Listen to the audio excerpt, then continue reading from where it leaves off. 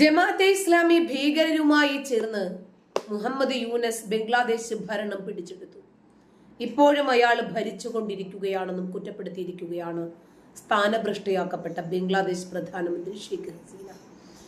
ബംഗ്ലാദേശിനെ യുഎസിന് വേണ്ടി മുഹമ്മദ് യൂനസ് വിൽക്കാൻ ശ്രമിക്കുകയാണെന്നും ഷെയ്ഖ് ഹസീന ആരോപിക്കുന്നു. തന്റെ പാർട്ടിയായ അവാമി ലീഗിനെ നിരോധിച്ച സർക്കാർ നടപടി തെറ്റാണെന്നും ഷെയ്ഖ് ഹസീന വാദിച്ചു. ഫേസ്ബുക്കിൽ പോസ്റ്റ് ചെയ്ത ശബ്ദ സന്ദേശത്തിലൂടെയാണ് ഷെയ്ഖ് ഹസീനയുടെ ഈ കുറ്റപ്പെടുത്തൽ. 2024 ഓഗസ്റ്റിൽ ജമാഅത്തെ ഇസ്ലാമി വിദ്യാർത്ഥി വിഭാഗത്തിന്റെ നേതൃത്വത്തിൽ അമേരിക്കയിൽ ആസൂത്രണം ചെയ്ത ബംഗ്ലാദേശിലേക്ക് ഇറക്കുമതി ചെയ്ത സ്വാഭാവികം എന്ന് തോന്നിക്കുന്നതും എന്നാൽ അടിമുടി ഗൂഢാലോചന നിറഞ്ഞതുമായിട്ടുള്ള കലാപത്തിലൂടെയാണ് ഷെയ്ഖ് ഹസീന സർക്കാരിനെ അട്ടിമറിച്ചത്. ഈ കലാപത്തിലൊന്നും പങ്കില്ല എന്ന മട്ടിൽ നിന്നിരുന്ന മുഹമ്മദ് യൂനസ് ഒരു സുപ്രഭാതത്തിൽ ബംഗ്ലാദേശിലെ ഇടക്കാല സർക്കാരിന്റെ ചുമതലയേൽക്കുകയായിരുന്നു. അമേരിക്കയിലെ ഡീപ് സ്റ്റേറ്റ് ശക്തികളുടെ പ്രതിനിധിയാണ് മുഹമ്മദ് യൂനസ്. കലാപം നടത്തി ഡീപ് സ്റ്റേറ്റ് ശക്തികൾക്ക് ഇഷ്ടമില്ലാത്ത ഭരണം അട്ടിമറിച്ച ശേഷം അവരുടെ ഏജന്റായ മുഹമ്മദ് യൂനസിന്റെ കൈകളിൽ ഭരണമേൽപ്പിക്കുകയായിരുന്നു. ഗ്രാമീൺ ബാങ്ക് എന്ന പേരിൽ പാവങ്ങൾക്ക് ചെറിയ തുകകൾ കടം നൽകുന്ന കമ്പനി സ്ഥാപിച്ച് മൈക്രോ ലോൺ എന്ന ആശയത്തിന്റെ പിതാവായിട്ടാണ് മുഹമ്മദ് യൂനസ് ഡീപ് സ്റ്റേറ്റ് ശക്തികൾ വിശേഷിപ്പിച്ചിരുന്നത്. എന്നാൽ ഈ ഗ്രാമീണ ബാങ്കിന്റെ മറവിൽ അദ്ദേഹം 100 കോടിയുടെ തട്ടിപ്പ് നടത്തിയത് അമേരിക്കയിലെ ഡീപ് സ്റ്റേറ്റ് ശക്തികൾക്ക് പ്രശ്നമായിരുന്നില്ല. പിന്നീട് മുഹമ്മദ് യൂനസിന് നോബൽ സമ്മാനം നൽകി ലോകമെങ്ങും അംഗീകാരമുള്ള ശക്തിയാക്കി വളർത്തി. ഇവരെ സ്ഥാനഭ്രഷ്ടയാക്കപ്പെട്ട ഷെയ്ഖ് ഹസീനയ്ക്ക് ഇന്ത്യയാണെന്ന് അഭയം നൽകിയത്. ഷെയ്ഖ് ഹസീനയ്ക്ക് രാഷ്ട്രീയ അഭയം നൽകണം എന്ന ഇന്ത്യയുടെ ആവശ്യം യുഎസും യുകെയും തള്ളിക്കളയുകയായിരുന്നു. ഡീപ് സ്റ്റേറ്റ് ശക്തികൾക്ക് വലിയ സ്വാധീനമാണ് ഈ രാജ്യങ്ങളിലെ ഭരണത്തിലുള്ളത്. 3ാം തവണയും ബംഗ്ലാദേശിൽ തെരഞ്ഞെടുപ്പിൽ മത്സരിച്ച് ജയിച്ച ശേഷമാണ് ഷെയ്ഖ് ഹസീനയെ ഭരണത്തിൽ നിന്നും അട്ടിമറിച്ചത് എന്ന് ഓർക്കണം. ഈ ഭരണം അട്ടിമറിച്ച ജമാഅത്തെ ഇസ്ലാമിയുടെ വിദ്യാർത്ഥി വിഭാഗം നേതാവിന് അമേരിക്കയിൽ ഡീപ് സ്റ്റേറ്റ് ശക്തികളുടെ ഭാഗമായ NGO സംഘടന സ്വീകരണം നൽകിയിരുന്നു. കോട്ടും ടൈയും ധരിച്ച് അമേരിക്കൻ സർവകലാശാലയിലെ വിദ്യാർത്ഥികളെ പോലെയാണ് ഇവർ അന്ന് അവാർഡ് സ്വീകരിച്ചത്. ഇതിനർത്ഥം ഈ ജമാഅത്തെ ഇസ്ലാമി നേതാക്കൾ സ്വന്തം രാജ്യത്ത് അരാജകവാദികളെ പോലെയും കലാപകാരികളെ പോലെയും പെരുമാറുന്നതിലെ സത്യസന്ധതയില്ലായ്മയാണെന്ന് തെളിഞ്ഞത്. ഇവരുടെ കലാപശ്രമങ്ങളെ വാഴ്ത്തിപ്പാടി അന്ന് അമേരിക്കയിലെ സ്റ്റേജിൽ മുഹമ്മദ് യൂനസ് പ്രസംഗിക്കുകയും ചെയ്തിരുന്നു. അതിനർത്ഥം എത്ര ആസൂത്രിതമായിട്ടാണ് ഇവർക്ക് രാജ്യത്ത് കലാപം വിതയ്ക്കാൻ കഴിയുന്നത് എന്നാണ്. 3ാം തവണ തെരഞ്ഞെടുപ്പിൽ മത്സരിക്കുന്ന ഷെയ്ഖ് ഹസീനയുടെ അടുത്ത് 2 അമേരിക്കൻ പ്രതിനിധികൾ വന്നതായി ഷെയ്ഖ് ഹസീന തന്നെ പിന്നീട് വെളിപ്പെടുത്തിയിട്ടുണ്ട്. ബംഗ്ലാദേശിലെ സെന്റ് മാർട്ടിനസ് എന്ന ദ്വീപ് അമേരിക്കയ്ക്ക് നൽകാനും അവിടെ ക്രിസ്തു രാജ്യം സ്ഥാപിക്കാനുമുള്ള അമേരിക്കയുടെ നീക്കം തടഞ്ഞതാണ് താൻ അധികാരത്തിൽ നിന്നും തെറിക്കാൻ കാരണമായത് എന്ന് ഷെയ്ഖ് ഹസീന വെളിപ്പെടുത്തി. ഈ ആരോപണം അവർ ഫേസ്ബുക്കിലെ പോസ്റ്റിലും ആവർത്തിച്ചിരുന്നു. സെന്റ് മാർട്ടിനസ് ദ്വീപ് അമേരിക്കയ്ക്ക് വിട്ടു നൽകാത്തതിന്റെ പേരിലാണ് ബംഗ്ലാദേശിന്റെ പിതാവ് എന്നറിയപ്പെട്ടിരുന്ന ഷെയ്ഖ് മുജീബ് റഹ്മാൻ വധിക്കപ്പെട്ടത്. മുജീബ് റഹ്മാന്റെ മകളാണ് ഷെയ്ഖ് ഹസീന. സെന്റ് മാർട്ടിനസ് ദ്വീപ് വേണമെന്നുള്ള യുഎസിന്റെ ആവശ്യം എന്റെ പിതാവ് അംഗീകരിച്ചിട്ടില്ല. ആ തീരുമാനത്തിന് അദ്ദേഹത്തിന് പകരം നൽകേണ്ടി വന്നത് സ്വന്തം ജീവനാണ്. അധികാരത്തിൽ തുടരുന്നതിനു വേണ്ടി രാജ്യം വിൽക്കുന്നതിനെ കുറിച്ച് ഞാൻ ഒരിക്കലും ചിന്തിച്ചിട്ടില്ലാത്തതുകൊണ്ട് എന്റെ വിധിയും അത് തന്നെയായിരുന്നു എന്നവർ തുറന്നു പറഞ്ഞു. ബംഗ്ലാദേശിൽ ഇപ്പോൾ ജയിലുകൾ ശൂന്യമാണ്. അവരെല്ലാവരെയും വിട്ടയച്ചു. ഇപ്പോൾ ബംഗ്ലാദേശിൽ ആ ഭീകരരുടെ ഭരണമാണ് നടക്കുന്നതെന്നും ഷെയ്ഖ് ഹസീന പറഞ്ഞു. എന്നാൽ ബംഗ്ലാദേശികളാകുന്ന ഒരുപാട് ആളുകൾ നമ്മുടെ രാജ്യത്തും പല രൂപത്തിലും നുഴഞ്ഞു കയറിയിട്ടുണ്ട്. ബംഗ്ലാദേശി പൗരന്മാരെ നാട് കടത്തുന്നത് വളരെ വേഗത്തിലാക്കാൻ സഹായിക്കണമെന്ന് ബംഗ്ലാദേശിനോട് അഭ്യർത്ഥിച്ചിരിക്കുകയാണ് ഇന്ത്യൻ വിദേശകാര്യ മന്ത്രാലയം.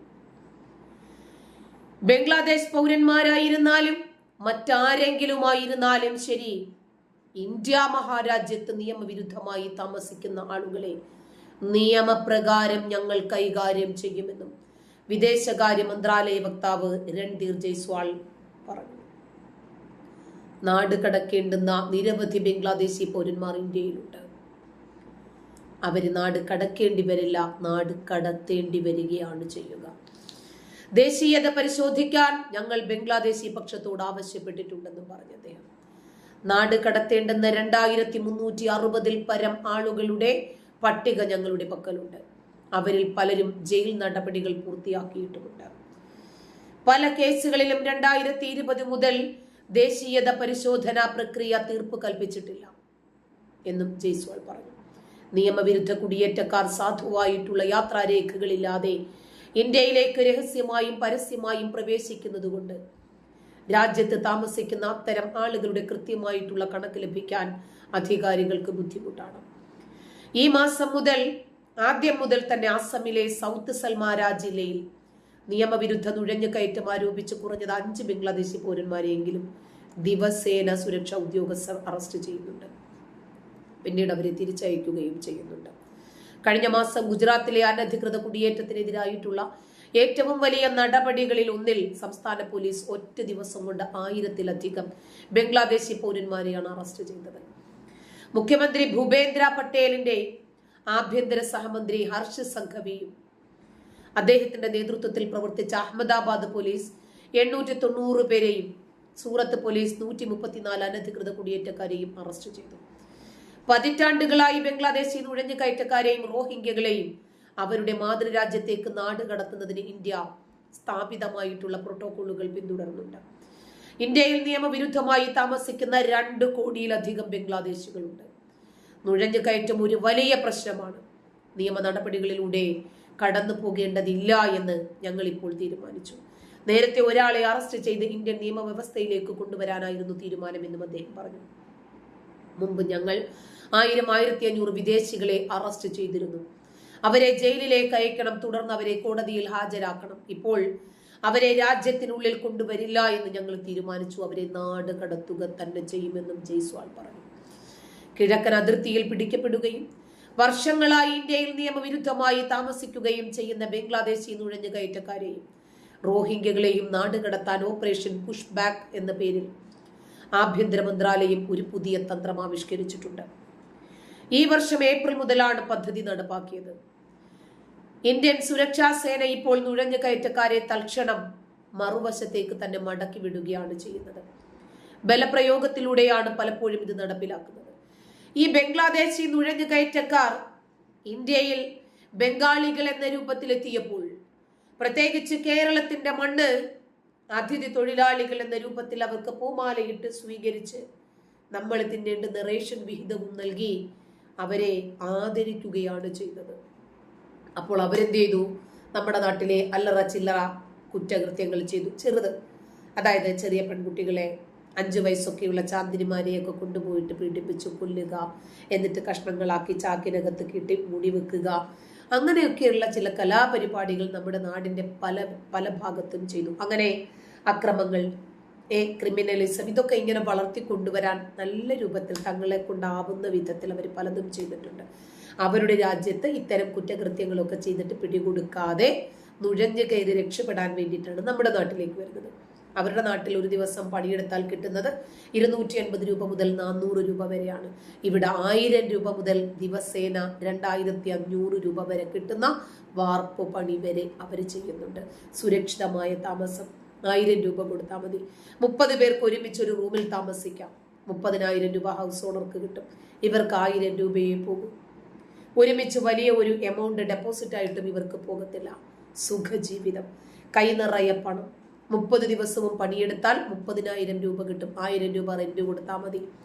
പിന്നീട് തിന്നാം, സുന്ദരമായി ജീവിക്കാം, കുടുംബത്തെ കൊണ്ടുവരാം, കുടുംബത്തിനും ജോലി. പ്രത്യേകിച്ച് എന്തെങ്കിലും ID കാർഡുകൾ വേണോ, ആധാർ കാർഡ് വേണോ, പാസ്പോർട്ട് വേണോ, റേഷൻ കാർഡ് വേണോ, ബാങ്ക് അക്കൗണ്ട് വേണോ, എല്ലാത്തിനും നമ്മുടെ നാട്ടിലെ ആളുകൾ റെഡിയാണ്. ഒന്നിനും നിങ്ങൾക്കൊരു കുറവും വരാതെ ഞങ്ങൾ നോക്കിക്കൊള്ളാമെന്ന്. എങ്ങനെയുണ്ട്? നന്ദി.